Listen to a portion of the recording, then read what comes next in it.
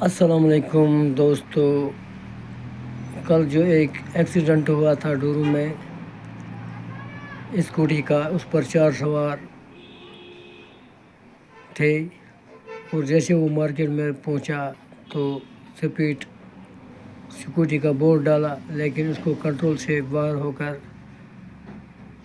خود ایکسیڈنٹ اس کا ہوا، اور ایک لڑکے بھی اس کے ساتھ میں آ کر جو گاڑی کا انتظار کر رہے ہیں اس کو بھی زخمی کر دیا۔ ان چاروں کو ہاسپٹل میں پہنچایا۔ اس کے ڈورو گاؤں کے لوگوں نے اس کو میں مرحبا کرتا ہوں کہ انہوں نے اس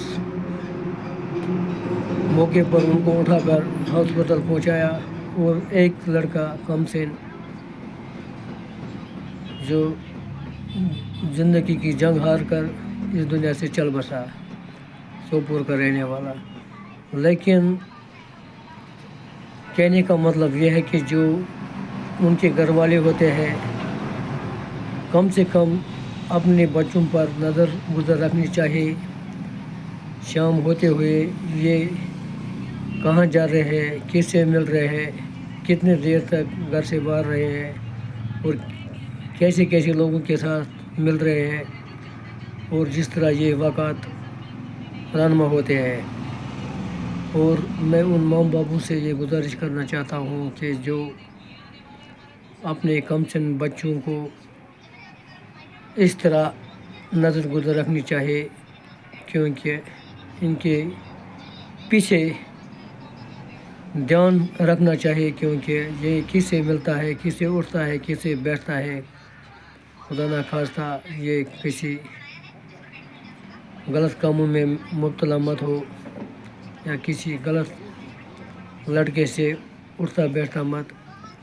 ان پر خاص نگرانی رکھنی چاہیے، اور ان ماں باپ سے میری گزارش ہے کہ اگر آپ کے گھر میں چاہے 4 ویلرس کی گاڑی ہو یا 2 وہیکلس کی گاڑی ہو، ان کے ہاتھ میں مت دیجیے، کیونکہ یہ کم ذہن والے ہیں، ان کے ہوش و حواسات برابر نہیں ہوتے ہیں، اور ان کو گاڑی کی یا اسکوٹر کی چابی ہاتھ میں مت لیں، کیونکہ بعد میں خوشیوں کا ماتم غم میں نہ بدل جائے، پھر آپ کو بہت پچھتانا پڑے۔ کیونکہ دوستو، زندگی تو ایک بار ملتے ہیں لیکن بار بار نہیں ملتے ہیں۔ میں ان ماں باپوں سے گزارش کرتا ہوں کہ اپنے بچوں کے پیچھے نظر گزر رکھنی چاہیے، کیونکہ اگر غلط انسانوں کے ساتھ یہ اٹھتا بیٹھتا تو یہ کبھی واپس نہیں آئے گا۔ پھر اور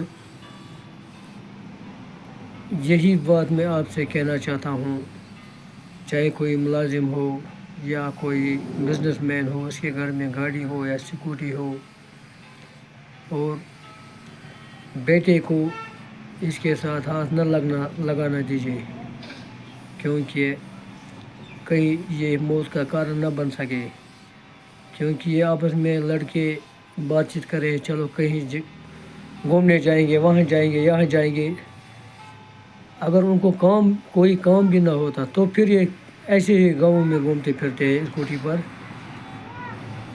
پھر یہ ہوش و حواسات کھو جاتے ہیں، پھر یہ گاڑی میں سپیڈ ڈالتے ہیں، پھر یہ موت کا کارن بن سکتا ہے۔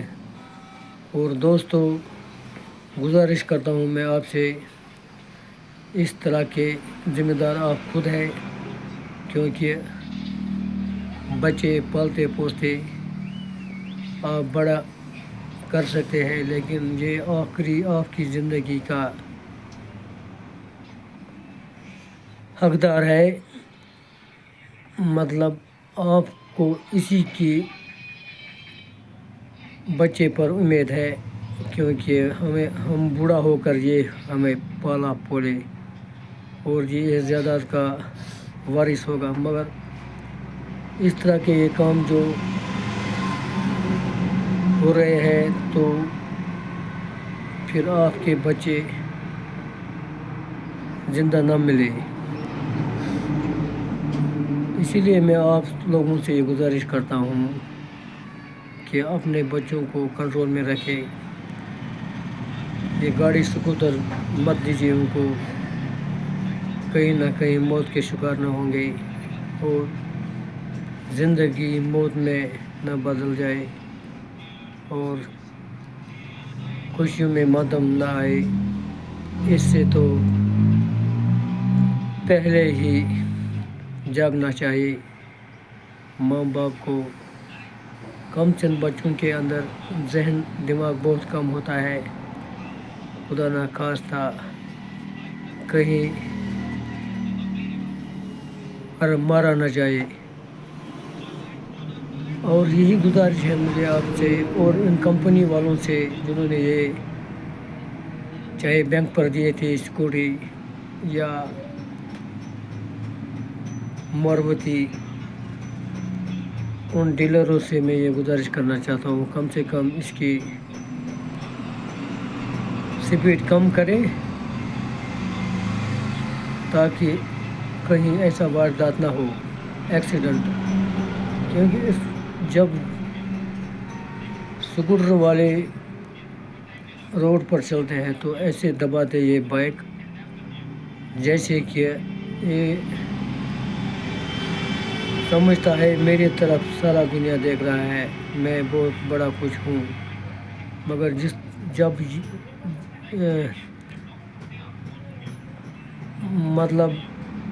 جب یہ چلتا ہے اس کو یہ پتہ نہیں ہے، یہ ہوش و حواسات